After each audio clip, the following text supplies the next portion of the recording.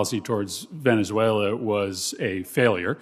The administration essentially decided to push all of our chips to the center of the table on the first hand, recognizing Guaido ahead of many of our allies in the region and assuming that that would lead to the immediate collapse of Maduro's regime. That's not what happened, and there was no plan B. So we were sort of stuck for the next 3 years. So you have a lot of work to do to put together a policy that actually effectuates American aims in the region.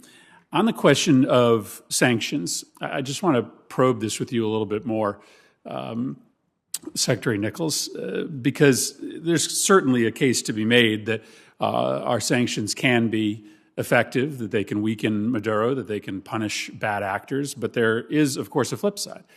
There's a humanitarian crisis in Venezuela today. There's a report from a few years ago suggesting that our sanctions have dramatically reduced caloric intake, increased disease and mortality, and had a number of other really serious and potentially catastrophic effects on the Venezuelan people. It also has the potential, our sanctions do, to provide fuel behind the anti-Americanism that is essential for Maduro to hang on to power. So I've supported these sanctions because there's no shortage of individuals in Venezuela who deserve them.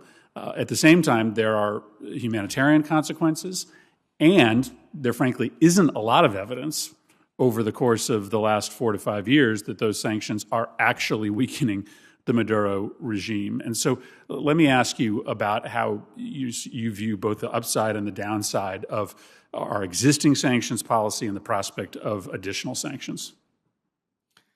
Thank you, Senator. The sanctions are an important tool in our quiver, and as Assistant Secretary Robinson said, it's also important to have other tools that we can use to both induce positive behavior and to dissuade people from taking improper actions.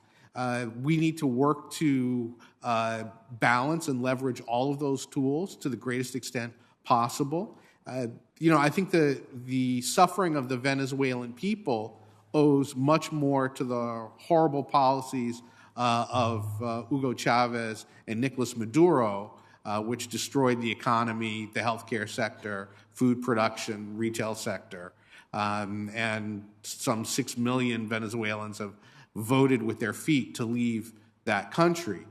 So I think those are the root causes of the suffering in Venezuela. But I also believe firmly that a negotiated process between the unitary platform and the Maduro regime is the best way forward, a process led by Venezuelans themselves, and we should be flexible and creative in supporting that process. So I agree. The primary and proximate cause is the unconscionable, immoral leadership of the Maduro regime.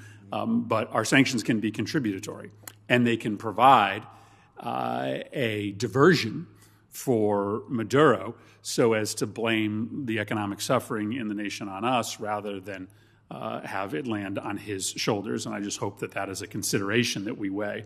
I wanted to ask, Mr. Robinson, one question of you with respect to gun violence and small arms proliferation in Mexico. Despite increased troop deployments by the Mexican government to try to help address the violence in that country, homicides have continued to rise. The statistics suggest that over 70% of the guns that are recovered at Mexican crime scenes originated in the United States. And earlier this year, the Mexican government went so far as to file a lawsuit accusing American gun manufacturers of helping to fuel the rise in violence by knowingly flooding Mexico with firearms that are designed to end up in the hands of the cartels. What is the administration doing to try to cut down on the flow of illegal arms and the arms trade into Mexico? Thank you, Senator. That question came up earlier this year during the high-level security dialogue, which I participated in Mexico. And we have committed to working, my interagency partners at DEA and FBI and ATF have committed to working more closely with Mexican officials on the illegal arms trade and the flows of arms and money, frankly, from the United States to Mexico. Look forward to working with you on that as well. Thank you, Mr. Chairman. Thank you, Senator Murphy. Senator Portman. Thank you, Madam Chair. And let me just say to both of you, thank you for your service and appreciate your comments today. Assistant Secretary Nichols, you and I have had some good conversations regarding the kidnappings in Haiti, and I want to dig a little deeper into that today and find out where we are.